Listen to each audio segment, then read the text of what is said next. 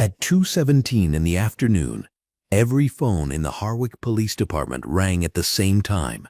Not one after another, simultaneously, like something coordinated, like something planned.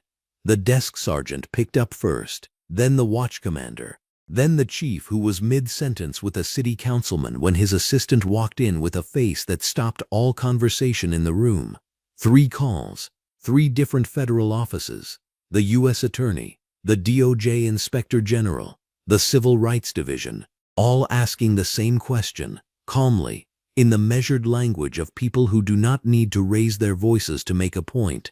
Why is one of our agents sitting in your holding cell? 41 minutes earlier, on a sun-washed stretch of Route 9, Officer Lance Goodwin had pulled over a black sedan, ignored the woman's identification, deployed his taser, and laughed while she hit the pavement in her green blazer and black slacks. His body cam had malfunctioned.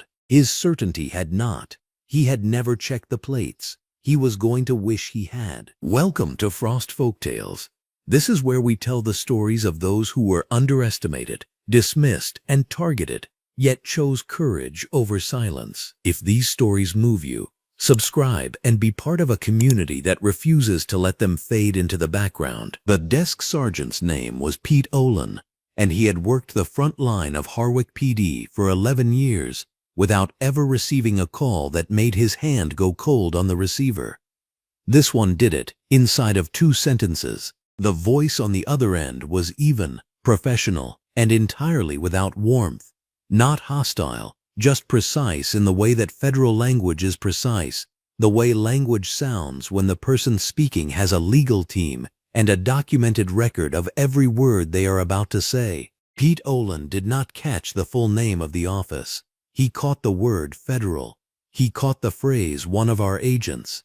He caught the silence on the line when he did not answer immediately, a silence that felt less like patience and more like the quiet before something structural gives way. He pressed the hold button and looked across the floor at Sergeant Celeste Norwood, who was already standing up from the watch commander's station, with a phone pressed to her ear and an expression Pete Olin had never seen on her face in 11 years of working the same building. Down the hall, behind a door with a frosted glass panel, Chief Rupert Fenn was still trying to finish a sentence about the municipal budget when his assistant, a woman named Darla, who handled stress with extraordinary composure, opened the door without knocking.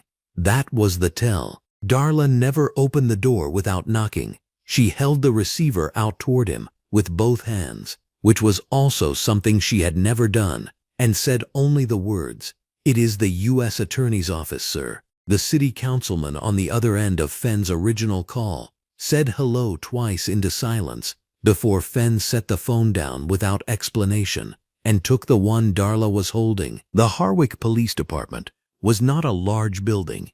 It had 43 sworn officers, 2 holding blocks, a motor pool of 11 vehicles, and a coffee machine in the break room that had been broken since February and never fixed.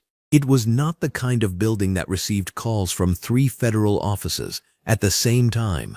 The kind of building that received calls like that was the kind that had done something it could not easily explain, and the phones ringing all at once, not one after another, but all at once, communicated something before a single word had been spoken.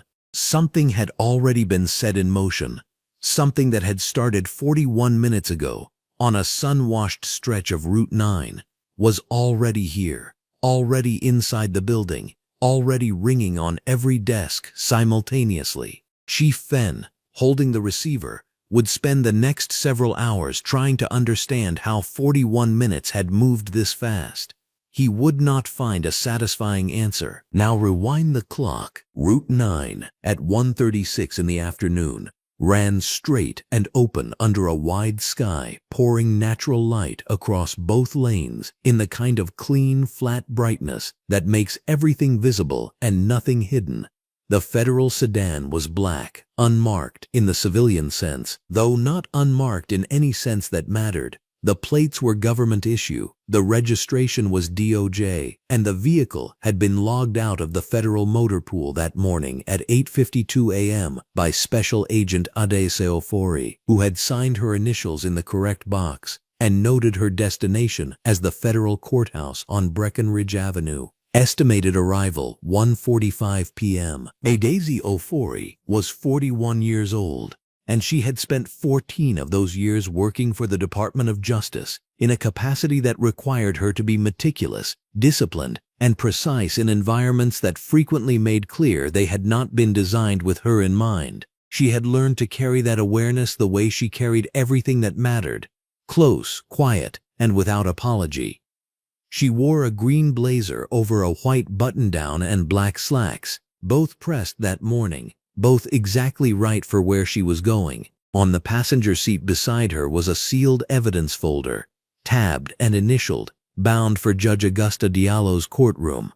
On the console was her government-issue phone. In the back of her mind, running on a quiet, steady frequency, was the mental checklist she had maintained for 14 years. Documentation in order, route confirmed, delivery time on schedule, nothing left to chance. She was good at her job, in the way that people are good at things they have earned through repetition and care, rather than shortcuts. She did not need external confirmation of that. She knew what the file on the passenger seat represented, and what it would mean to the case when it reached the judge's hands. She glanced at the time on the dashboard. 1:36 p.m., noted that she was 9 minutes ahead of schedule, and returned her eyes to the road with the quiet satisfaction of someone who had planned correctly and intended to finish what she started. She was thinking about the case, about the indexed sequence of the documents in the sealed folder, about a footnote on page 47 that she had flagged for the judge's attention. When she saw the lights, they appeared in her rearview mirror the way all unwanted things appear, suddenly without warning, already real before she had finished registering the possibility. Blue and red, rotating, filling the mirror with a rhythm that was not hers and had not been invited. She looked at the mirror. She looked at the road. She checked the time again. 1:36 p.m., and some seconds passed. She had not been speeding. She had not changed lanes without signaling. She had done nothing on Route 9 that afternoon except drive a federal vehicle in a straight line toward a federal courthouse with a sealed evidence folder on the seat beside her and 9 minutes to spare. She noted all of this. Then she put on her turn signal and began to pull over. The signal went on immediately. She did not hesitate, did not consider the alternative, because there was no alternative that served her interests better than compliance, calm, and the clear presentation of the credentials that would end this in under 30 seconds. She pulled the black sedan smoothly onto the shoulder, bringing it to a full and complete stop in one clean motion, the way a person stops when they have nothing to hide and nothing to prove, and 14 years of federal service carrying their name. She put the vehicle in park. She turned off the engine. She placed both hands on the steering wheel at positions 10 and 2. In the mirror, the cruiser sat behind her, lights still going, bathing the shoulder of Route 9 in alternating color against the bright afternoon sky. The light out here was full and open, no shade, no obstruction, the kind of daylight that leaves nowhere to hide anything. She could see the cruiser clearly. She could see the passenger side door open, and a second officer step out and move toward the rear quarter panel of the sedan without fully approaching. She filed that detail. She noted the badge number visible on his chest at this distance, slightly obscured. She noted the time on the dashboard and committed it to memory because that was what she did, and it was important, and she already understood on a level she did not name aloud that everything happening in the next few minutes was going to matter. Then the driver's side door of the cruiser opened. He was tall, broad-shouldered, wearing the short-sleeved version of the Harwick PD uniform, and a pair of dark sunglasses that caught the afternoon light along the lenses as he stood and settled himself beside his vehicle. He did not look at the federal plates. He did not look at the government seal visible through the rear window. He looked at the black sedan, and then he began walking toward it. And the walk itself was a statement, unhurried, deliberate, already annotated with an opinion he had formed before he arrived, carrying something in the set of his jaw and the angle of his shoulders that had nothing to do with traffic enforcement and everything to do with contempt, dressed up as procedure. Officer Lance Goodwin, badge number 147, moved toward the driver's side window of the federal vehicle, the way a man moves when he has already decided what he is looking at and is no longer gathering information. In the rearview mirror, Tased Ofori watched him come. Her hands stayed at 10 and 2. Her expression did not shift. Her breathing did not change. 14 years had given her a face for exactly this kind of moment. Not a mask, not a performance, but something more controlled than either. The kind of stillness that comes from having processed the threat assessment before the threat has fully arrived, and choosing, deliberately, to give it nothing, no fear for it to feed on, no frustration for it to misread, no expression it could take and use. She watched him approach in the mirror. Sunglasses forward, jaw set, contempt already wearing the badge. She knew what she had on the passenger seat. She knew what the plate said. She knew who was waiting for her at the courthouse, and who would notice when she did not arrive, and what happened to federal vehicles that went dark on monitored routes. Lance Goodwin did not know any of it. He was 30 feet away now, then 20, then close enough that she could see the slight curl at the corner of his mouth, the expression of a man who had already written the ending of this story in his head and found it satisfying. Tased Ofori's face revealed nothing. The first thing Officer Lance Goodwin did when he climbed out of his cruiser was put his sunglasses on, not because the afternoon sun demanded it. Route 9 ran east to west at that hour, and the light was falling at an angle that made the lenses unnecessary. He put them on because they were armor, because they let him look without being seen looking, because 14 years of bad habit had taught him that the best way to approach a stop was already decided before you got out of the vehicle. And Lance Goodwin had decided this one the moment the black sedan crossed the center line by 2 inches somewhere past the Millbrook Avenue overpass. At least that was the reason he would put in his report. He hadn't written it yet. He was still composing it in his head as his boots hit the asphalt, his short-sleeve uniform shirt tied across his shoulders, his right hand loose near his belt, his whole body radiating an authority he had never once questioned. Behind him, Officer Garrett Nolan stepped out of the passenger side and stayed there, one hand resting on the cruiser roof, watching. He would keep watching. That was what Nolan did. Tased Ofori saw Goodwin coming in her side mirror. She had already rolled the window down. She had already placed both hands on the steering wheel at 10 and 2, her DOJ badge wallet sitting on the center console where she had placed it the moment she pulled over. Visible, deliberate, she was watching him the way she watched everything, not with fear, not with performance, but with the absolute precision of a woman who had spent 14 years learning which details mattered and which ones were noise. Right now, she was cataloging his gait, unhurried, already proprietary, his chin slightly raised, the way his thumb hooked into his belt as he walked. Like punctuation, she checked her side mirror one more time and fixed her gaze forward. He arrived at her window and did not speak immediately. This was also a technique, though Goodwin would not have called it that. He leaned slightly on the doorframe, looked into the vehicle, looked at her, and let the silence sit for 4 seconds. Inside the vehicle, the overhead sun came through the windshield in a clean, wide column of light that illuminated every inch of the interior. The federal seal embossed on the glove compartment, dark blue against the matte black of the dashboard. The sealed evidence folder on the passenger seat, marked with a routing label. The government-issue phone sitting on the center console beside her badge wallet, its screen dark. Her green blazer was pressed. Her black slacks were clean. There was not a single thing in that vehicle that did not announce exactly what she was. Goodwin did not register any of it. "License and registration," he said. Adaiziofori kept her voice even and clear. "Sir, I am a federal agent with the Department of Justice. My credentials are on the center console. I'm going to reach for them now." "I didn't ask what you were," Goodwin said. "I asked for your license and registration." She kept her hands on the wheel. "I understand. I want to be transparent with you. My DOJ badge wallet is on the console, visible, and my vehicle is registered to the federal government. If you'd like to run the plates—" "Why are you so calm?" he said. The question landed like something that wasn't a question. It was an accusation wearing a question's clothes, and Adaiziofori recognized it immediately for what it was. She had encountered it before. The strange, bottomless offense some people took when a black woman refused to perform the anxiety they expected from her. Her composure was being read as a provocation.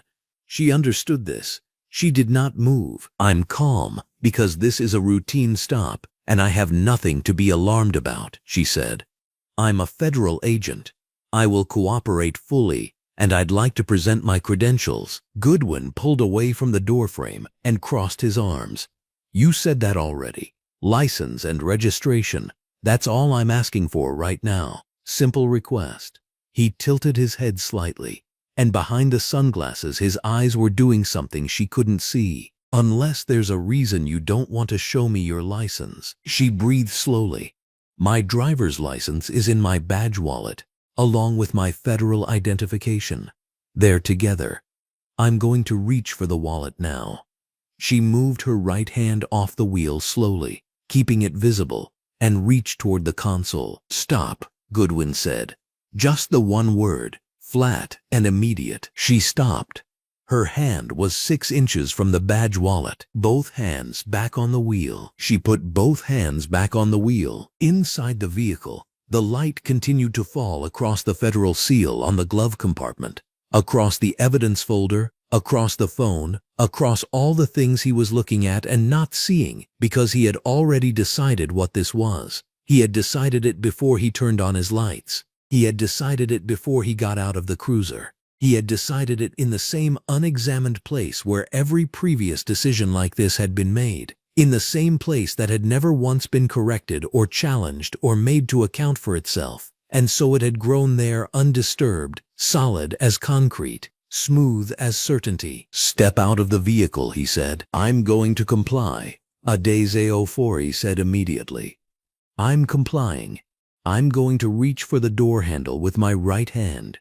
She did it slowly, narrating every movement in a clear, steady voice. She had been trained for this. Not for stops like this specifically, not for being on this side of one, but she had been trained to make every action legible, to eliminate ambiguity, to give no one in any situation a reason to claim they hadn't understood what they were seeing. She opened the door. She placed her left foot on the asphalt, then her right.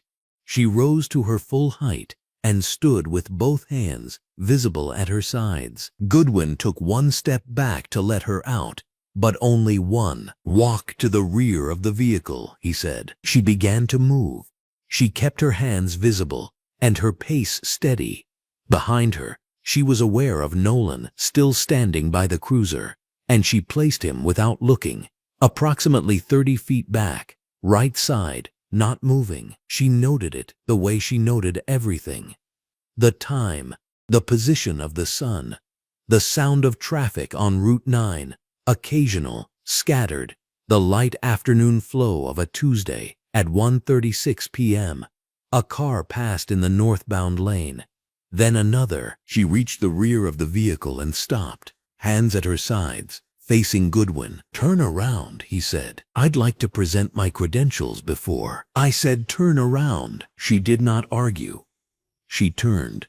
She was looking now at the stretch of Route 9 ahead of her, the long, flat reach of it in afternoon light, the overpass visible in the middle distance. She registered the cars in both lanes and committed the details she could see to the running inventory she had been building since the moment his cruiser appeared in her mirror.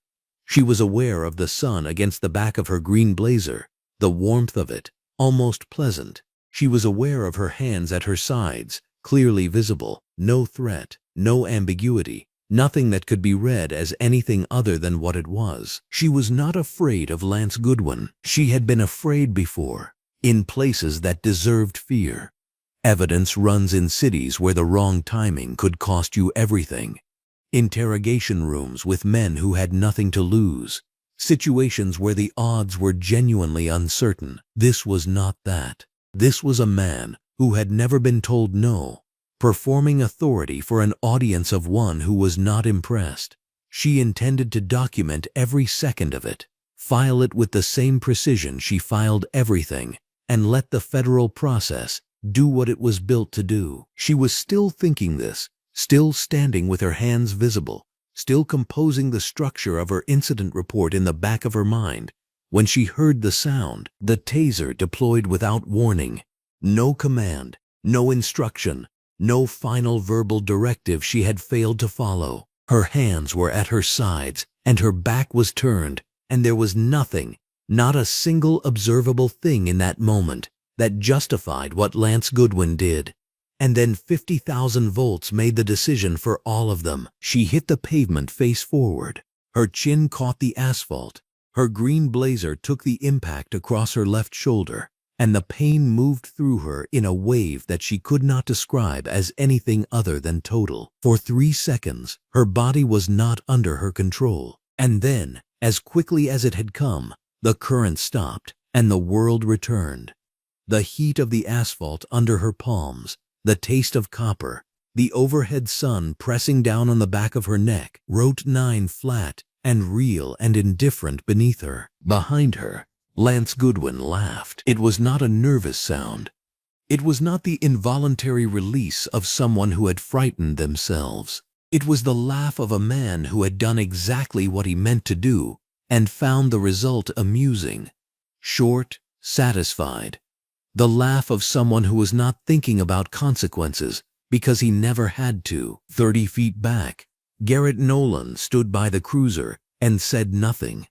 He looked at the pavement. He did not move. 2 cars passed on Route 9. The first was a gray pickup, doing 45, driver's side windows up, gone in 4 seconds. The second was a dark red Honda Civic. It slowed, noticeably, measurably, as it passed the scene. The driver turned her head. She was a woman in her mid-40s with close-cropped hair and reading glasses pushed up on her forehead. And her name was Ingrid Salazar, and she was driving home from her sister's house with a dash cam mounted on her windshield that she had installed 18 months ago after a fender bender on the I-78 left her without footage to make her case. The camera was running.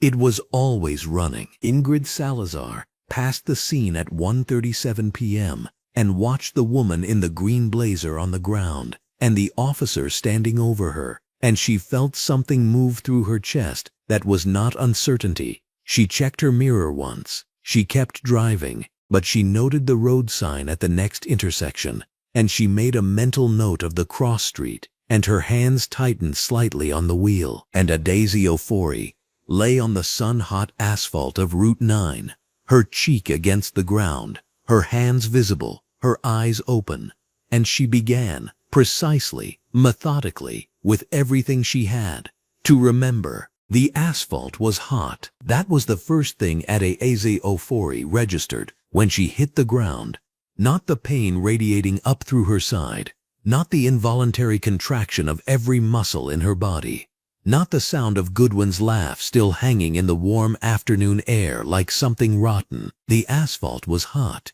It had been baking under direct sun since morning, and she could feel the heat pressing through the back of her green blazer like a brand, soaking through to the fabric of her black slacks, radiating up through her palms where they had caught the pavement. The sun overhead was full and merciless, flooding Route 9 in the kind of flat, honest light that hides nothing. She did not cry. She lay still for 3 seconds. Not because she could not move, but because her mind had already shifted into a register she had trained herself to reach for in the worst moments of her 14-year career, cataloging, documenting, building the case inside her own skull before anyone could take the memory from her. Time, approximately 1:36 in the afternoon. She had checked her phone at 1:33 before Goodwin reached her window. The stop had taken no more than 4 minutes before escalation. Badge number. She had read it clearly from his chest before she ever stepped out of the vehicle. 7741. Officer Lance Goodwin, 7741. She could see Garrett Nolan from where she lay. He was still hanging back near the cruiser, arms at his sides, and he was not moving toward her. That mattered. His position mattered.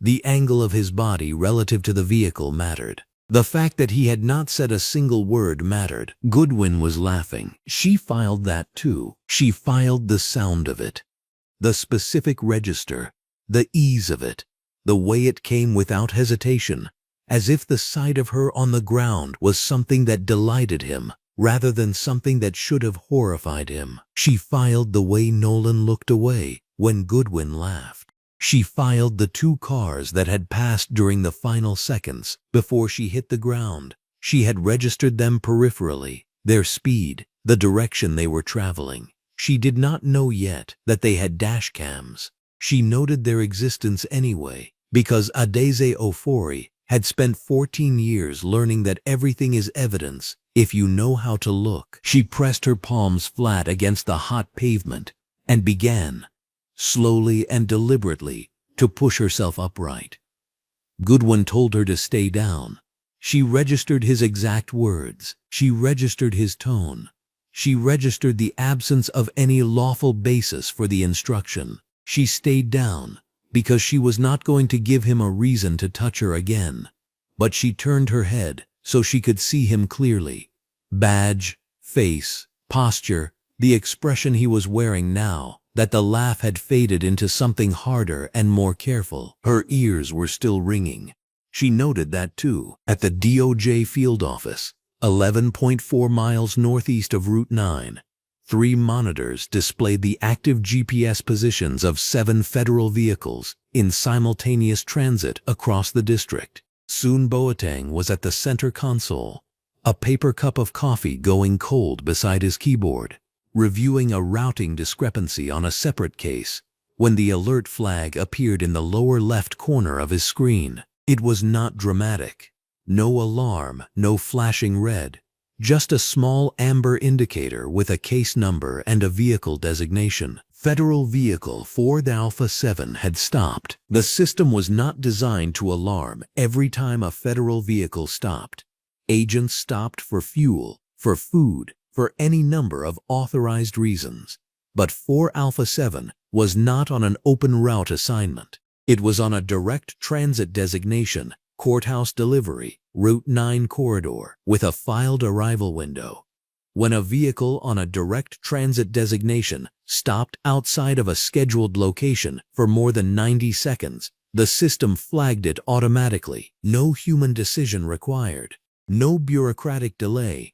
Just a flag, amber and quiet, on Soon Boateng's screen. He picked up his desk phone and dialed Adeoso Ofori's government issue cell. It rang 4 times and went to voicemail. He sat forward in his chair. He dialed again. 4 rings. Voicemail.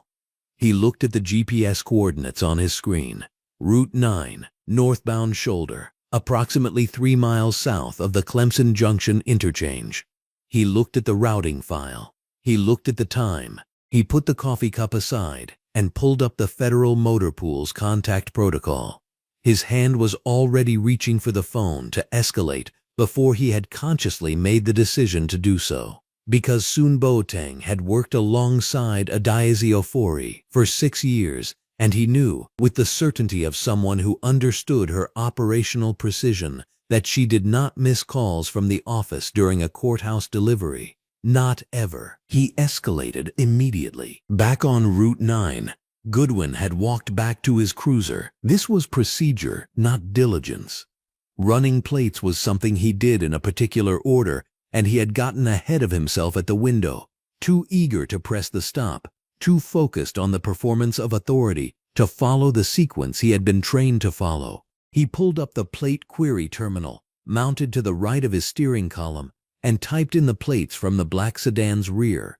He did it without particular attention. He did it the way he did everything he considered routine, perfunctorily, with his mind already on the next step, which was going to be a trip back to holding with a disorderly conduct charge that would take a day to process and cost her nothing but time. He did not look at the terminal immediately. He finished entering the plate sequence and looked out the windshield at Adeza Ofori, who was sitting upright on the pavement with her hands visible, her green blazer dusted from the asphalt on one side, her posture so composed it made something at the base of his chest clench with an irritation he could not have named.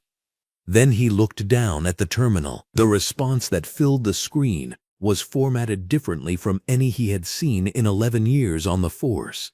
Standard plate returns populated in a predictable sequence, registration information, owner, any associated flags. What filled Lance Goodwin's terminal was a block of government-formatted text that sat at the top of the return in bold, all capital lettering before any registration data appeared at all. Federal Government, U.S. Department of Justice, Authorized Government Operator, Restricted Federal Vehicle, Do Not Detain, Do Not Impound, Contact Supervisor immediately. Below it, in smaller text, was a case designation number, a federal district identifier, and a direct contact line for the DOJ motor pool. Goodwin did not move for 4 seconds. The color did not drain from his face the way it does in movies. Gradually, cinematically, with theatrical slowness. It left all at once. One moment he was the same man who had laughed at a woman lying on the pavement. The next moment he was something else. Smaller, somehow, pressed against the back of his seat by a weight that had appeared without warning, and that he could feel, but could not yet fully understand. He read the screen again. He read it a third time. The words did not change. He looked out the windshield at Adeza Ofori. She had not moved. She was sitting exactly as she had been, hands visible, posture upright, watching him with an expression that revealed absolutely nothing. He wondered, for the first time, whether she had known exactly what that screen would say before he ran the plates. He wondered whether the composure he had read as defiance was something else entirely. He wondered whether the credentials she had reached for in the vehicle were exactly what she said they were. He closed the terminal window. He did not tell Nolan what it said. Garrett Nolan was still standing near the rear of the cruiser, and Goodwin stepped out of the vehicle without looking at him and walked back toward Adeza Ofori. His jaw was set. His hands were steady, not because he was calm, but because he was a man who had spent 11 years learning to perform calm regardless of what was happening underneath. He had made a decision somewhere between reading the terminal and opening the cruiser door, and the decision was this.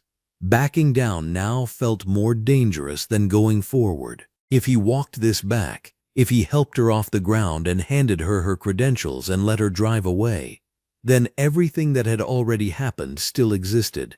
The taser deployment existed, the laugh existed, the lack of any lawful justification for the stop existed. Going forward was not going to erase those things, but it would buy him time to construct something, and construction required control of the situation. And control of the situation meant she could not be standing free on Route 9 with her phone in her hand for the next 20 minutes. He told her to stand and place her hands behind her back. She said, quietly and clearly, that she was a federal officer, and that this arrest was unlawful. He cuffed her anyway. He was not rough about it. He was careful, almost precise, as if the carefulness now could retroactively balance the recklessness of 20 minutes ago. He walked her to the cruiser and opened the rear door and helped her into the back seat with a hand that was firm but no longer aggressive. Nolan watched from the shoulder and said nothing. Adeza Ofori sat in the back of the cruiser and looked straight ahead and continued to catalog everything because she was not done and she was not afraid. And there was not a single thought in her mind that resembled defeat. Goodwin returned to the front of the cruiser. He picked up the body cam from his vest and looked at it. He had filed a malfunction report for it 20 minutes before initiating the stop.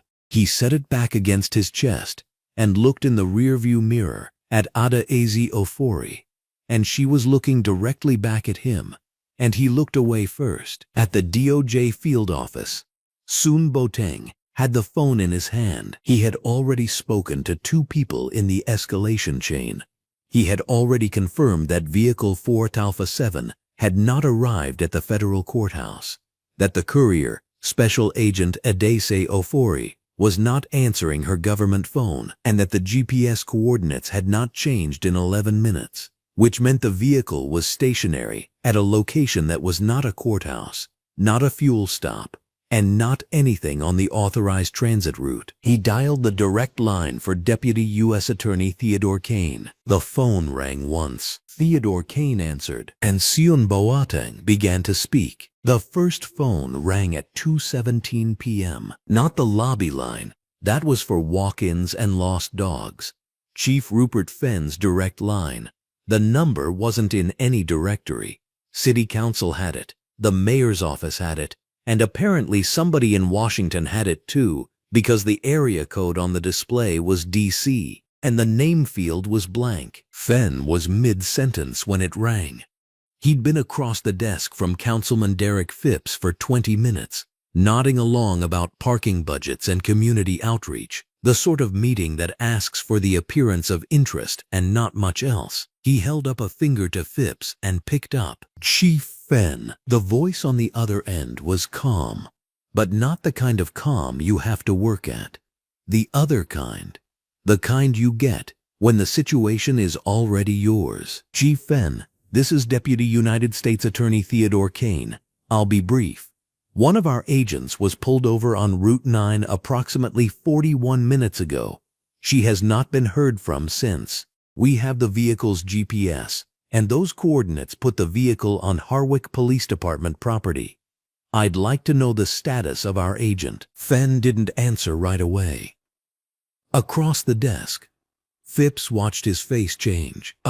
Give me just a moment, Mr. Kane. I'll hold, Kane said, in the voice of a man who had already decided that whatever Fenn came back with was not going to be the end of this. 2 other phones rang at almost the same moment. Sergeant Celeste Norwood was at the watch commander's station, working through the afternoon shift rotation, when her direct line lit up. The display read, U.S. Department of Justice, Office of the Inspector General. She looked at it a beat too long before answering. Harwick PD, Watch Commander Norwood. The woman on the other end was unhurried, professional, every word placed exactly. 11 years of asking questions people would rather not answer. You can hear it. Sergeant Norwood. This is Inspector General Divya Chandran. I need the name and badge number of the officer who conducted a vehicle stop on Route 9 at approximately 1:36 p.m. today. Norwood didn't stall. She said, Can you hold one moment, please? Because 11 years of her own had just set off every quiet alarm she had. Down the hall at the front desk, Officer Marcus Webb caught the 3rd call on the 2nd ring. Harwick Police Department, front desk. Good afternoon. My name is Wallace Drummond. I'm the Chief of the Civil Rights Division at the Department of Justice. I'd like to be connected to the officer who conducted a traffic stop on Route 9 this afternoon. Can you do that for me? The voice was patient in a particular way. The patience of someone who has placed this call before and knows how it ends. Webb blinked. Sir, I'd need to transfer you to a supervisor. That's perfectly all right, Drummond said. I'll wait. 3 federal offices. Same question, different angles. Inside of 2 minutes. Harwick PD wasn't built for an afternoon like this. It was a mid-sized department in a mid-sized city, and it had spent decades operating on the comfortable understanding that its internal reviews stayed internal and its complaints stayed filed. The building looked it, fluorescence down every corridor, linoleum floors, the permanent smell of burnt coffee drifting out of the 2nd-floor break room. Nothing important had ever happened in this building. Something was happening now. Norwood put the phone down and went straight to the arrest log terminal. She typed in the window, 1:30 to 2 p.m., Route 9 corridor. The log came back with one entry, one stop, one arrest, one booking. The arresting officer's name was right there in plain text, badge number next to it. She read it twice. Then she pulled the booking intake and followed the case number to where it currently sat, holding cell 3. The intake form said Tased Ofori. The occupation field said United States Department of Justice. Norwood stood there for a count of 3. Then she started toward Fenn's office, not running, but walking the way you walk when other people in the hallway figure out on their own that they should move. Fenn was still on hold with Theodore Kane when Norwood pushed the door open without knocking. Councilman Pips was still in the room, now visibly uncomfortable. Norwood looked at Pips and said, with perfect composure, "I need a moment with the chief." Pips gathered his jacket and left. Norwood put the intake printout on Fenn's desk. He looked at it. Then he looked at her. She said, "She's in holding cell 3. DOJ agent, the Inspector General's office is on my line.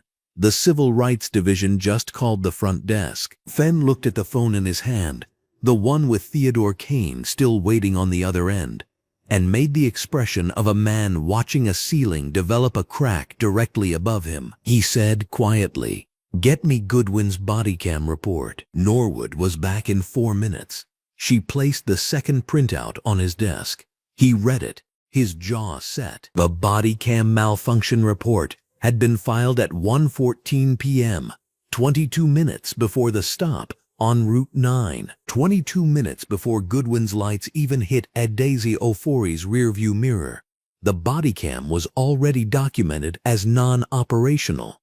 The timestamp was in the system, filed, logged, and timestamped with the kind of cleanliness that looked, on the surface, like procedure. But Norwood had been in law enforcement long enough to know that clean paperwork filed at exactly the right moment was not procedure. It was architecture. She watched Fenn's face as he read it. She watched him understand what it meant. And then she watched him understand what it meant for him. The 2 printers in the operations room were already running. Someone had started pulling every log entry associated with the afternoon shift. A junior officer named Carver was on a second terminal checking the GPS tracker status for the impounded vehicle, confirming its federal registration, confirming what the plate said, confirming what any officer running those plates would have seen in under 90 seconds. Then picked up the phone and clicked back to the line where Theodore Kane was waiting. "Mr. Kane, I apologize for the hold. I'm looking into this situation now, and I want to assure you, Chief Fenn." Kane's voice did not rise. It did not need to. "Is Special Agent Tased Ofori in your facility?" A pause. 1 second too long. "We do have a woman in custody who may be the individual your Special Agent Ofori carries federal credentials and was operating a government vehicle with federal plates on an authorized delivery route to the 13th Federal Courthouse. The vehicle registration number is on file with your department's query system. The plate return, when run, generates an immediate federal alert. I want to understand, Chief Fenn, whether that alert was seen before or after the arrest." Fenn said nothing. "I'll take that as an answer," Kane said. "Someone from our office will be at your facility within the hour. I would strongly advise that Agent Ofori not be moved, not be processed further, and that every record associated with this stop be preserved in its current state. Do you understand what I'm asking?" "Yes," Fenn said. "I understand." He put the phone down. For a moment he sat very still at his desk, in his chair, in his office, in a building that was used to containing things. He looked at the intake printout. He looked at the body cam report. He looked at Norwood, who was standing by the door with the expression of someone who had already made her own calculations and arrived at a different set of conclusions than the ones her chief was currently working through. Then Rupert Fenn, chief of the Harwick Police Department, made the worst decision of his afternoon. He picked up his personal cell phone and called Lance Goodwin. It rang twice. Goodwin picked up on the third ring, and Fenn could hear in the first syllable of his voice that he was not worried. That confidence, that loose, unconcerned tone, was the thing that told Fenn everything he needed to know about how Goodwin had spent the last 40 minutes. He had not been thinking about the stop. He had not been running through the details. He had walked away from Route 9 certain that the matter was handled, certain it was beneath review, certain in the way that men who have never been held accountable for anything develop a bone-deep certainty that they never will be. "We have a situation," Fenn said. Down the hall, Norwood had returned to her station. She picked up her line, where Divya Chandran was still waiting, and said, "Inspector General Chandran, I have the information you requested." She read Goodwin's name. She read his badge number. She read it clearly, without hesitation, in the steady voice of someone stepping carefully to one side of a line she could see being drawn across the floor in real time. At the front desk, Officer Webb had transferred Wallace Drummond to a supervisor who had transferred him to Norwood's extension, and the call was now sitting in a queue that no one in the building particularly wanted to pick up. In holding cell 3, under the overhead fluorescent light that made every surface in the room equally bright and equally indifferent, Adaisi Ofori sat with perfect posture on the edge of the holding bench. Her green blazer was still on. Her black slacks were still pressed at the knee. She had not asked for anything. She had not raised her voice. She had done nothing except sit and think and wait, with the absolute patience of a woman who understood, with complete clarity, that every phone in this building was about to ring, and that she was the reason why. She checked the clock on the wall. 2:19 p.m. She filed the time away. She would need it for the report. Ingrid Salazar's kitchen smelled like garlic and cumin. She had started dinner on autopilot, the way you do when your hands need something to do because your mind refuses to settle. She had turned the burner to low twice already without noticing. The pot just sat there, untouched, while she stood at the kitchen counter with her phone in both hands and her thumbnail pressed to the corner of her mouth. She had seen something on Route 9. She had told herself, driving the last 4 miles home, that she had probably misread it, that maybe there was context she didn't have, that things looked different at highway speed. She had turned on the radio. She had turned it off. She had pulled into her driveway and sat in the car for 2 full minutes before going inside. Now she was standing under the overhead fluorescent light of her kitchen, pulling the dashcam memory card from the small black device she'd clipped to her windshield after the fender bender in March, and she was telling herself she was overreacting, and she was not believing a single word of it. She plugged the card into her laptop. The footage loaded in segments. She scrolled to 1:37 p.m. Route 9 northbound, full afternoon sun, clear visibility from shoulder to shoulder. She pressed play. There was the black sedan on the right shoulder. There was the cruiser behind it, lights still flashing in the flat midday glare. There was the officer at the driver's window, short-sleeved uniform, sunglasses, and a posture that read like a man who had already decided everything he needed to decide. And there, in the driver's window of the black sedan, were 2 hands, open, visible, relaxed, extended slightly outward, the way you extend your hands when you want someone to see them clearly, when you are announcing, "I am not a threat, I am not reaching for anything, I am telling you exactly what I am doing." Ingrid watched the footage for 11 seconds before the arc of the taser hit the frame. She stopped the video. She stood very still under the fluorescent light. She pressed play again. The woman in the green blazer and black slacks went down on the asphalt. The officer stepped back, and then Ingrid had to replay it twice because some part of her brain kept insisting she was misreading the expression. The officer laughed, head back, weight shifting to one heel, a loose and easy laugh, like something had gone exactly the way he hoped. Ingrid Salazar picked up her phone and called 911. 3 minutes earlier, and 3 miles south, Cecil Horn had already made his call. Cecil drove a white panel van for a tile distribution company out of Meriden, and he ran Route 9 4 days a week, southbound, with a forward-facing dashcam mounted center glass because his company's insurance required it after a contractor dispute 2 winters ago. He was a methodical man. He backed up the footage every Friday without fail. But today was not Friday. He had pulled to the side of Route 9 southbound, emergency flashers on, because the man he'd seen in the opposing lane laughing, badge on his chest, taser in his hand, a woman on the pavement, had made Cecil's hands start shaking on the wheel, and he did not drive with shaking hands. He had sat there for 4 minutes. Then he had opened the dashcam app, pulled the clip, and sent it to his sister Nadine without a message because he didn't know what message to write. Nadine Horn had been a civil rights attorney in the state capitol for 11 years. She would know what to say. She would know what to do. He trusted that the way he trusted forward-facing cameras and backed-up footage and the plain, unblinking record of what a lens had seen. His phone rang 40 seconds after he sent the clip.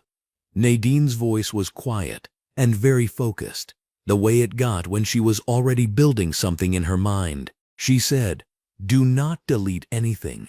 Do not post anything. Send me the full unedited file right now and tell me exactly where you were on the road when this happened." Cecil told her. She said, "I'm already making a call." In holding cell 3 at the Harwich Police Department, the overhead fluorescent panel ran a faint, steady hum that Adese Ofori had been counting in her head for the last 22 minutes. Not because she was anxious, because counting was cataloging, and cataloging was documentation, and documentation was the only currency that mattered in this room right now. She sat on the bench with her back straight and her hands folded in her lap, and her green blazer still buttoned at the second button, the way she'd buttoned it that morning before walking out of her apartment. One knee of her black slacks had a gray scuff mark from the asphalt on Route 9. She had noted it. She had noted the time she first observed it and the specific location on the fabric. She had noted everything. Goodwin's badge number. She had read it off his chest in the first 4 seconds of the stop and held it in her memory the way she held case file reference numbers, precise and retrievable. His patrol car number, visible in her passenger mirror as she pulled over. The position of Nolan, left of the cruiser, approximately 12 feet back. Hands at his sides, silent through the entire exchange. The moment the taser hit, 1:38 p.m. by the clock on the federal sedan's dashboard, which she had been watching in her peripheral vision because she was a federal agent en route to a federal courthouse. And she had been noting the time the way she always noted the time, because precision was the job. She did not cry. She was not going to cry in holding cell 3. Not because the situation didn't warrant it, but because she was already in the middle of the federal case she was going to build. And she needed her mind clear and her recall exact. And she had learned a long time ago that the most powerful thing she could do in any room that was not designed to take her seriously was to be the most prepared person in it. The slot at the bottom of the cell door moved. A cup of water slid through it. Plastic, department issue, full to the 3/4 mark. She looked up and saw the booking officer crouching on the other side. Young, maybe 26, medium build in a standard uniform. He was not looking at her. He was looking at a point approximately 6 inches to the left of her feet. The way someone looks when they are ashamed of a thing they did not personally do but cannot entirely separate themselves from. She looked at his badge. "Thank you, Specialist Ham," she said. He stood up very quickly and walked away without answering. His footsteps stopped about 10 feet down the corridor. She heard him stand there for a moment. Then she heard him keep walking. She picked up the cup of water, took one measured sip, and set it down beside her on the bench. She went back to cataloging at the DOJ field office on Marlowe Street. Soon Boateng had been on the phone for 40 minutes without sitting down. His orange top was damp at the collar. His blue jacket was draped over his chair where he'd thrown it without looking. He had a federal GPS monitor on his left screen, a direct line to the U.S. Attorney's office on his right, and a yellow legal pad on the desk in front of him with a vertical list of times and actions that was already 11 lines long. He had pulled the route map. He had confirmed the vehicle's location. He had run the stop flag through the Federal Motor Pool's alert system and gotten 3 offices on simultaneous notification within 4 minutes of first contact, a fact that would later appear in the formal incident report, and that would make 3 separate federal attorneys very interested in Goodwin's decision to proceed. He had done all of this with the specific, forward-leaning focus of a man who had worked alongside Tased Ofori for 6 years and understood exactly what it meant that her government phone was not answering. At 2:51 p.m., his desk phone rang. The caller ID read, "DILLO, A Federal Courthouse, East Division." He picked up. Judge Augusta Diallo's voice was even and controlled in the way that a pressure line is even and controlled. Everything held back, except the part that tells you exactly how much force is behind it. She had been waiting for an evidence delivery. The delivery had not arrived. She had been informed by the U.S. Attorney's Office of a situation on Route 9, but she wanted a direct briefing, and she wanted it from the field office, and she wanted it now. Soon gave it to her, all of it. 3 minutes, no omissions. The GPS flag, the plate return, the holding cell, the malfunction report filed on Goodwin's body cam, 20 minutes before the stop. There was a pause on the line. Then Judge Diallo said, "Connect me to Theodore Kane directly." Siyun said, "Yes, Your Honor," and transferred the call without putting her on hold. He stood at his desk for a moment after the line clicked over, and then he picked up the yellow legal pad and added line 12. At 3:04 p.m., the local CBS affiliate's news banner broke across the bottom of the screen in every home and office and waiting room in Meriden County. Developing dashcam video shows officer deploying taser on unarmed woman during traffic stop on Route 9. Sources: woman identified as federal agent. The footage was 31 seconds long. It had been verified by 2 independent platforms and uploaded through a secure tip submission. The network had redacted the federal agent's name pending confirmation, but the badge, visible on the seat console in the final frames when the camera angle swept past, was not redacted. The federal seal on the glove compartment was not redacted. The government plates on the black sedan were not redacted. In a kitchen on Clement Street, Ingrid Salazar watched the banner appear and sat down at her table because her legs had stopped cooperating. Her family member, who had advised the tip line call, put a hand on her shoulder. In a panel van parked outside a tile warehouse on the south side of Meriden, Cecil Horn's phone lit up with a text from Nadine. Footage confirmed. Attorney of record assigned. Do not speak to press. In holding cell 3, Tased Ofori did not yet know any of this. She was sitting with her back straight and her hands folded, watching the clock on the wall, running through every detail she would need to document. She had been ready for 22 minutes. She was going to be ready when the door opened. She had been ready her entire career. The Inspector General's office on the 14th floor of the Moser Federal Building doesn't look like a place where careers end. It looks like every other government floor. Fluorescent strips overhead, pale walls, gray carpet, no one talking unless they have a reason to. At 2:49 on a Tuesday, Divya Chandran was standing at the head of the conference table in a charcoal blazer, glasses pushed up on her forehead, reading Goodwin's service record off the screen her analyst had pulled up. She didn't say anything for a while. "Pull every complaint," she said. "Every one. Original filings, intake dates, disposition notes, names of the supervisors who signed closures, in order." Priya Sase was already typing. 4 minutes later, the pattern was on the screen, and it wasn't subtle. 3 prior complaints, all black drivers, all on Route 9, all in the last 24 months. Every one closed at the supervisor level. No external review, No follow-up from IA, not even an acknowledgement letter after intake. Marcus Webb, 38, electrician, driving home from a job site around 6. Goodwin pulled him over for an alleged lane violation, searched his truck without consent, held him on the shoulder for 40 minutes, and let him go without a citation. Webb filed the next morning. Sergeant Celeste Norwood reviewed it.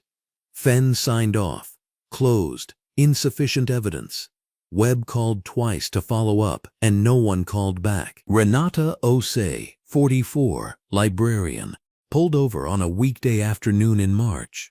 Goodwin told her she matched the description of a suspect. When she asked what the description was, he wouldn't say. 22 minutes on the shoulder. He handed her registration back with what she later described in writing as unnecessary roughness, then told her she was free to go, and never said why she'd been stopped. She wrote 3 pages. The intake form shows it was received. A one-line closure note said the officer's conduct was within departmental guidelines. She didn't hear back. The third one was the one that made Devia take her glasses off. Darius Elmont, 17, junior at Harwick High, walking, not driving, along the Route 9 service road on a Saturday morning. Goodwin stopped him, pushed him against a concrete retaining wall, searched a backpack that had a library book and a bag of chips in it. His mother filed for him. Goodwin classified his own use of force as minimal necessary contact. Fenn reviewed it 18 months ago and signed the closure himself. 6 months later, Fenn signed Goodwin a commendation for community engagement. Divya picked up the phone and called Wallace Drummond. I have 3 prior complainants on Route 9 in 24 months. Your team has 2 of them as of 11 minutes ago. Webb and Osei, both reachable, both willing to talk. Webb told my attorney the intake officer asked him twice whether he was sure he wanted to proceed. He said it sounded more like a warning. She wrote that down. Elmont, locating the family now. Preservation notices on all 3 by end of business.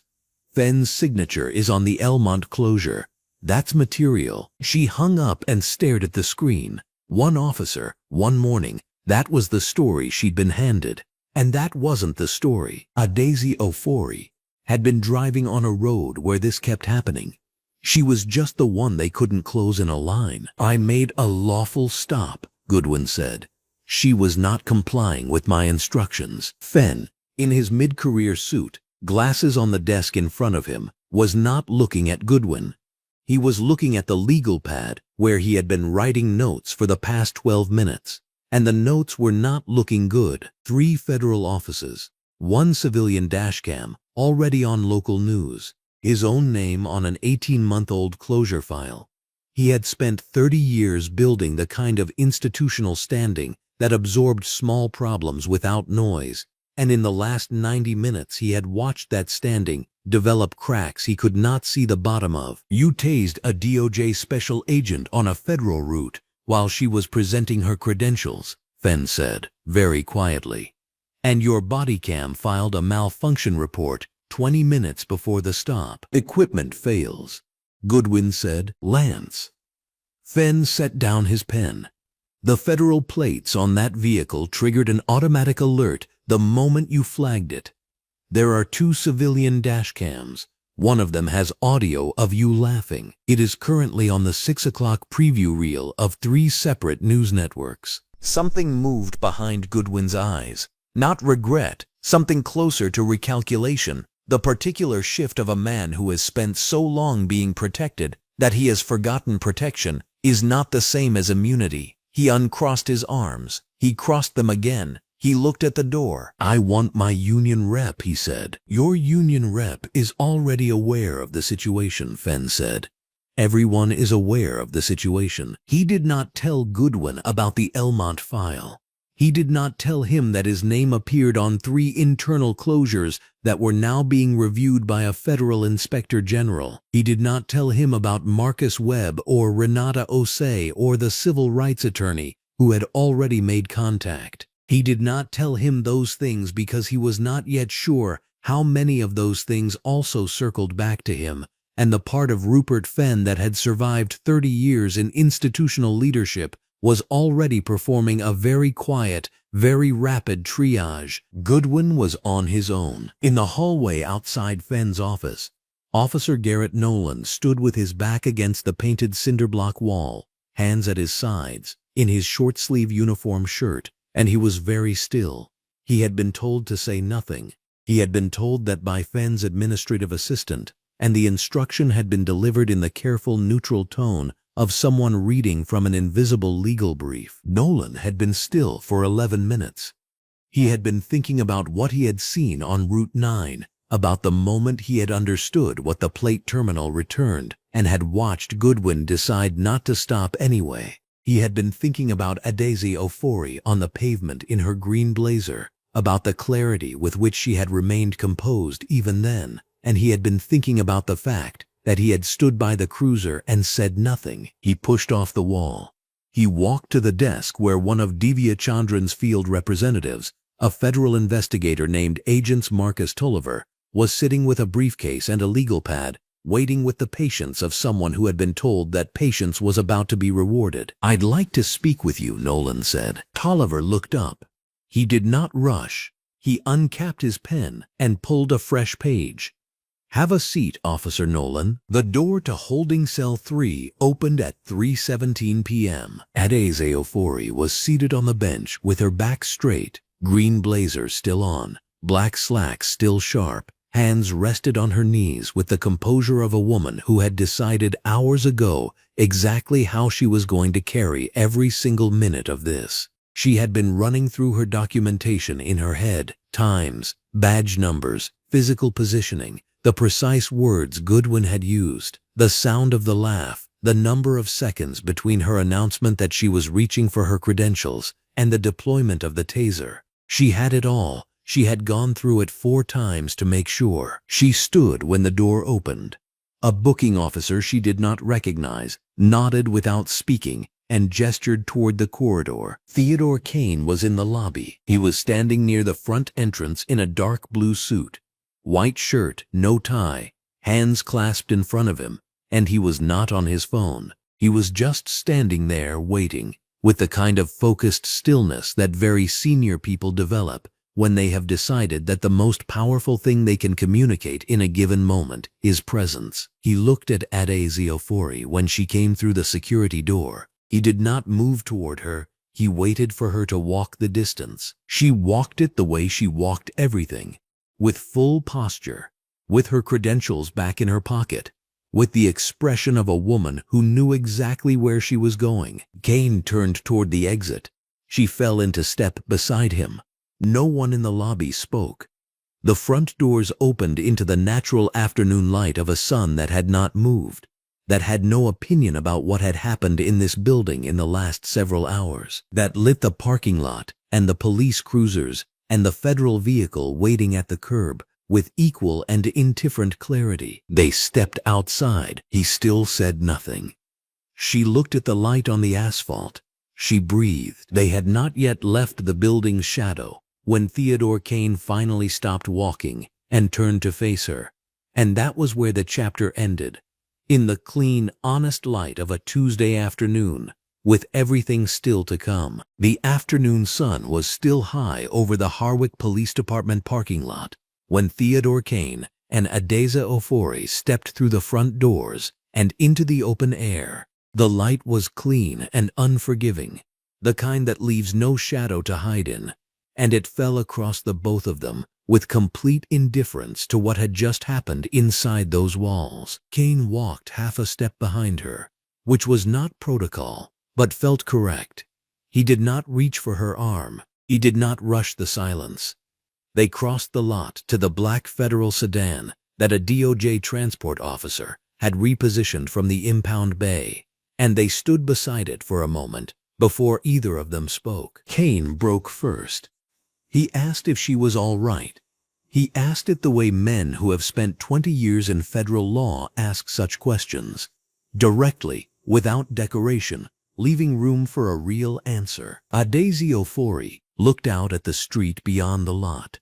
Her green blazer had a scuff of asphalt dust along the left shoulder that she had not bothered to brush away. Her black slacks were pressed at the crease but marked at the knee where she had hit the pavement. She stood with the same posture she had maintained in holding cell 3, upright, unhurried, present.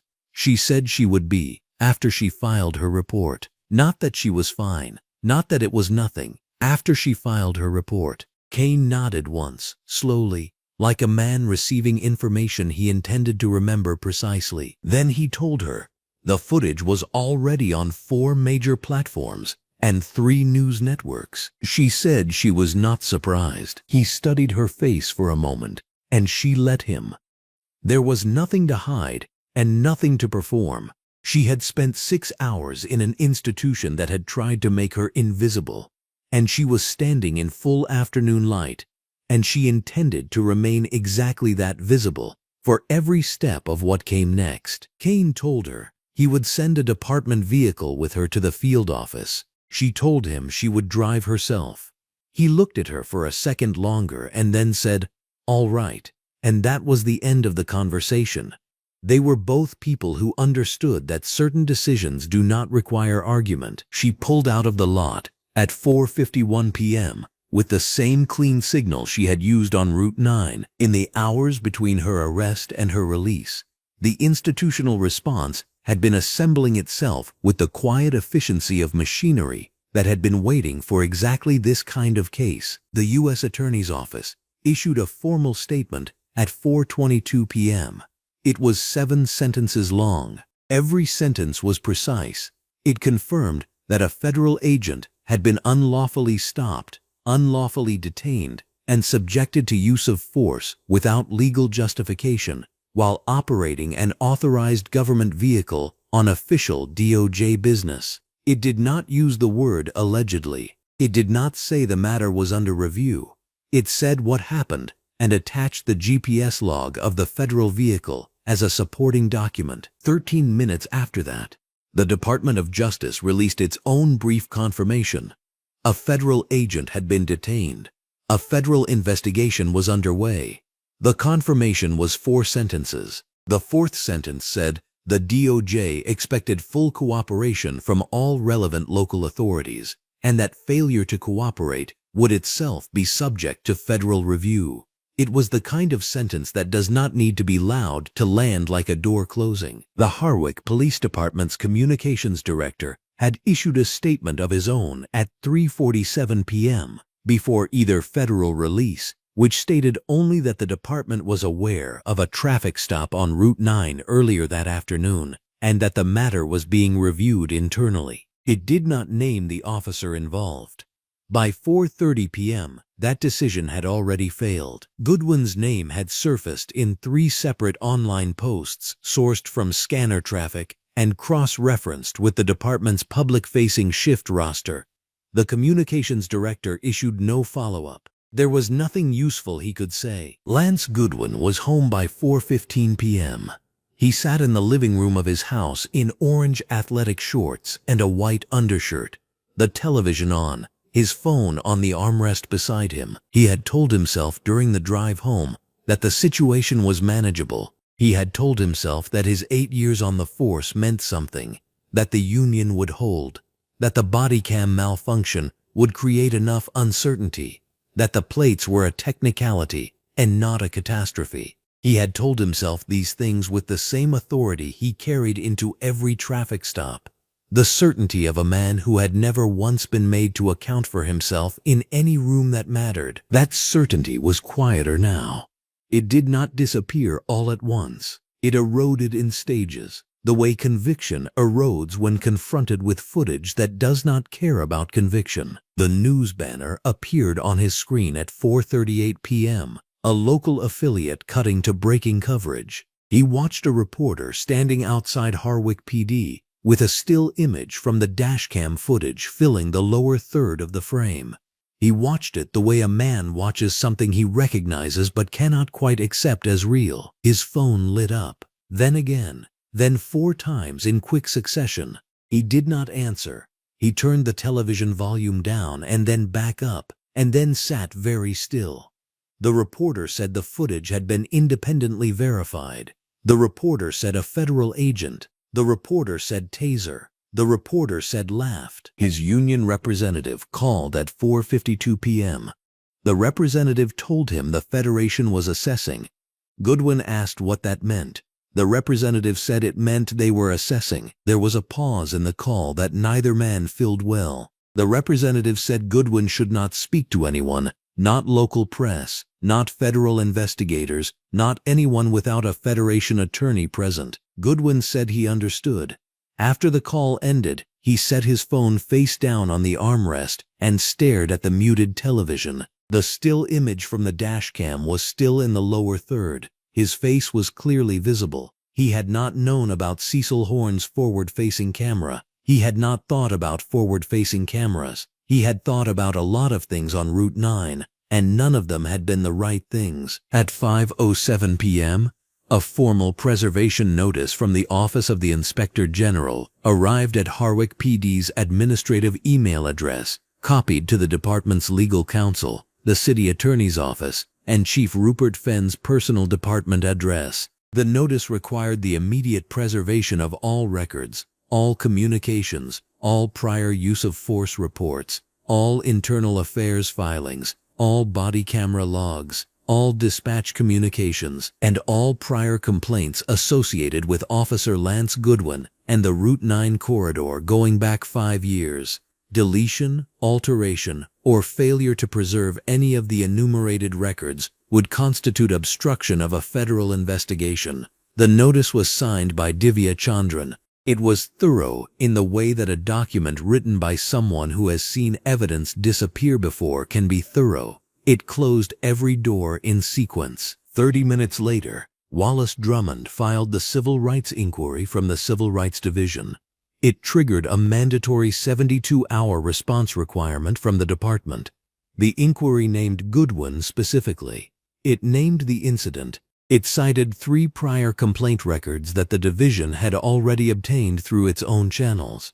It asked 14 specific questions. The 14th question asked Chief Fenn to describe the department's process for reviewing and acting upon prior complaints of racially discriminatory conduct by officers assigned to Route 9 patrol. It was a question that had no good answer, and Fenn knew it the moment his assistant printed the document and set it on his desk without a word. Fenn had spent the afternoon in the specific misery of a man who understands he has been outmaneuvered but cannot yet see all the ways in which it happened.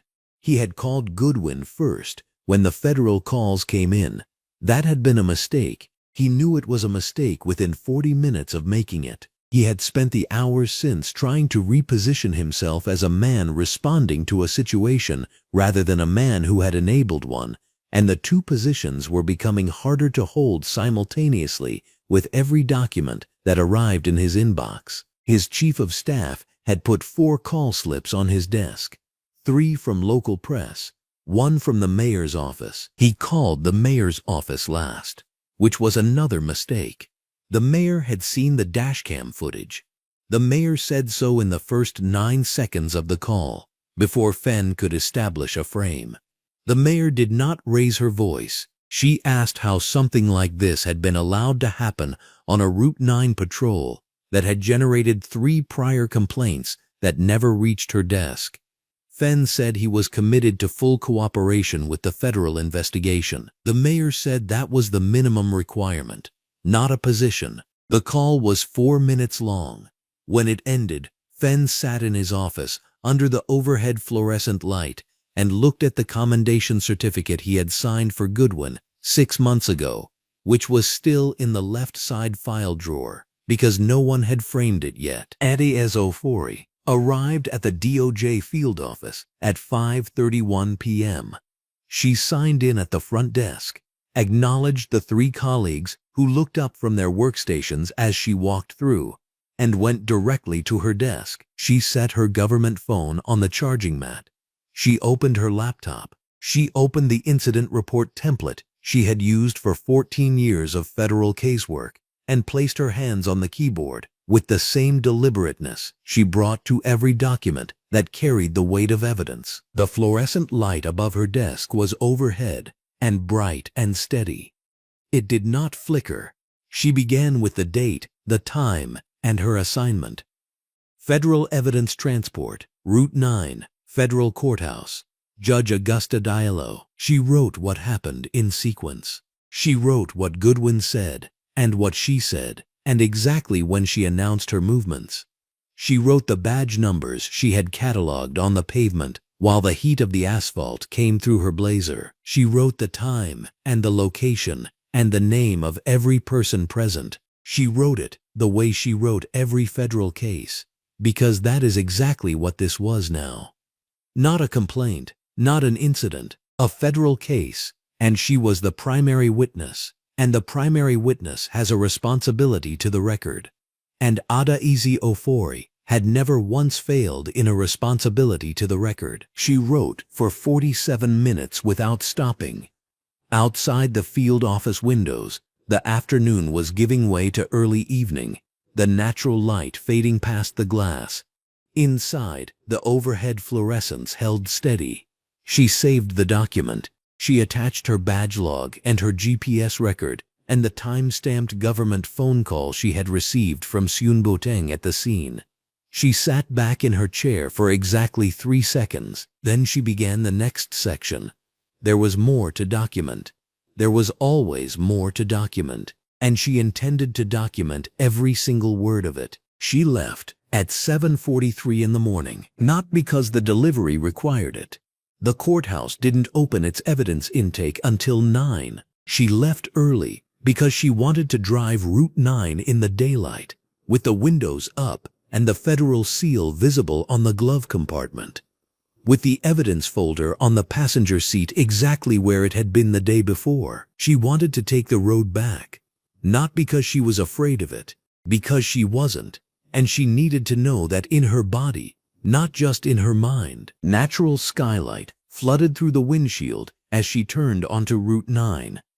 The morning was clear and pale gold, the kind of light that makes everything look like it was built to last. She drove at exactly the speed limit. She checked her mirrors at the intervals she always checked them. She breathed the way she breathed on every other morning of the 14 years she had spent moving quietly through a system that sometimes forgot she was the one holding it up. The asphalt looked the same. Of course it did. The road didn't know what had happened on it yesterday. The yellow lines didn't remember. The stretch where Goodwin's lights had appeared in her rear view was just a stretch of road, flanked by dry grass and a faded mile marker, ordinary in the way that all sights of extraordinary harm eventually look. She passed it without slowing down. She noted the mile marker. She did not look twice. She arrived at the federal courthouse at 8:51. She parked in the designated federal agent bay, cut the engine, and sat for exactly 4 seconds. Then she picked up the evidence folder, got out of the car, and walked toward the entrance with her green blazer pressed flat and her black slacks clean and sharp, her badge wallet in her left hand and her case in her right. Judge Augusta Diallo was standing at the top of the courthouse steps, not in a hallway, not behind a clerk's desk, at the top of the steps, in the full open light of the morning, in her judicial robe with her reading glasses pushed up into her silver-streaked hair. She was watching Adaeze Ofori walk across the plaza, and when their eyes met, Judge Diallo gave a single slow nod. It was not protocol. Judges did not meet federal agents at the door. There was a whole architecture of procedure designed specifically so that they didn't have to, so that the chain of custody and the chain of hierarchy never tangled. Judge Augusta Diallo knew that better than anyone. She had written opinions on chain of custody procedure. She had clerked for a federal circuit judge before she became one herself. She knew exactly what she was doing by standing on those steps. She was making a choice. Adaeze Ofori climbed the steps. They did not embrace. They did not speak about Route 9 or holding cell 3 or the sound a woman makes when 40,000 volts move through her body on hot pavement while a man in a short-sleeved uniform laughs. They did not discuss the footage or the calls or the 5 hours Adaeze Ofori had spent doing everything right while being treated as though she had done something wrong.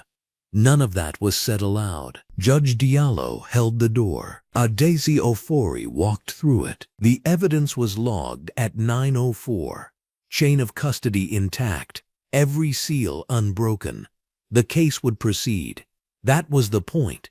That had always been the point. Adesi Ofori had been on her way to do a job, and the job would now be done, and no amount of contempt discharged on a roadside would change the fact that the work had survived. While she was inside the courthouse, the rest of it was happening. At the Harwich Police Department, Lance Goodwin arrived for his shift at 8:15 and was met at the entrance by Sergeant Celeste Norwood, who told him in a flat, undecorated voice that he was being placed on administrative leave effective immediately, pending formal investigation by the DOJ Inspector General's Office, the Civil Rights Division, and the U.S. Attorney's Office for the district. His badge and service weapon were to be surrendered. His union representative had already been notified.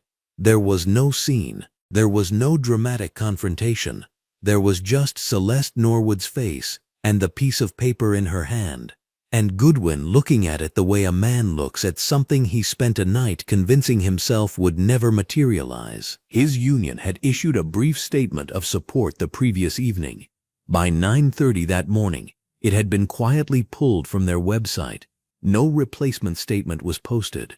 The Federation was, as his representative had warned him, assessing. What they were assessing, specifically, was dashcam footage that had now been viewed 4 million times across 3 platforms. Footage that showed in clinical, unambiguous detail a woman with her hands visible and her voice steady being dropped to the ground, and a man in a Harwich PD uniform with his hat pushed back, laughing. There was no angle from which that footage helped Lance Goodwin.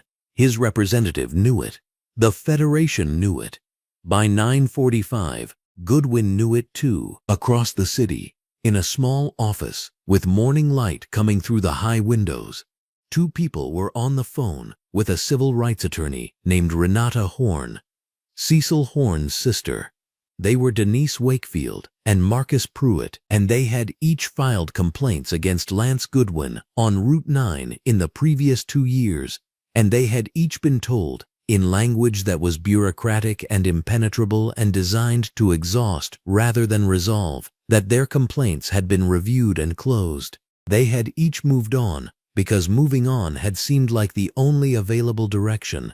They were no longer moving on. They were on the phone with Renata Horn, and Renata Horn was telling them what their options looked like now that a federal agent had produced the kind of evidentiary record that their complaints had never been given the chance to become. Officer Garrett Nolan signed his cooperation agreement at 9:20. He had been separated from Goodwin at the scene the previous afternoon and had spent the night making the quiet, practical decision of a man who understands that the ship is going down and that loyalty to the person who sank it is not a virtue. His account of the stop, given to Inspector General Chandran's representative, matched the dashcam footage precisely. He did not editorialize. He did not offer excuses. He described what he saw in the order that he saw it. It was enough. Chief Rupert Fenn issued his public statement at 10 o'clock. He expressed regret. He affirmed the department's commitment to accountability and professional standards. He said the word unfortunate twice and the word incident 4 times. He did not say Adesi Ofori's name. He did not say what she had been doing on that road, or who she was, or what she was carrying, or how long she had been sitting in holding cell 3 before someone with enough institutional authority made enough phone calls to make his department answer for it. The statement satisfied no one. The mayor's office did not amplify it. 3 city council members posted separate responses within the hour that suggested they had not been consulted and did not consider the statement sufficient. It would not be the last statement Rupert Fenn was asked to make. At the DOJ field office, Soon Boateng was watching the morning news at his desk when Goodwin's name appeared on the ticker beneath footage he had already seen 6 times. He watched for 30 seconds. Then he picked up the remote, turned off the television, and went back to the 3 open case files on his desk. There was work to do. There was always work to do. Adaeze Ofori finished at the courthouse at 10:22. She stood for a moment at the window of the filing room, a long rectangular window that ran nearly to the ceiling and let in the full, unfiltered overhead light of a room designed in its bones for the administration of justice. The light fell across the sealed case receipts on the table beside her, across her green blazer and her black slacks, across her hands, which were steady. She could see Route 9 from where she stood, a thin gray line in the middle distance, carrying its ordinary traffic in both directions, unmarked by what it had witnessed. She looked at it for a moment, the way you look at something that tried to diminish you and failed. Not with anger, not with triumph, with the specific, clear-eyed recognition of a woman who understands the difference between a setback and a defeat, and who has never confused the two. She checked the time. She had another delivery this afternoon. She picked up her keys. You just heard a story that history tried to overlook. If it stayed with you, take a second to stand with it. Subscribe, share, and help us keep telling the stories that deserve light, not silence.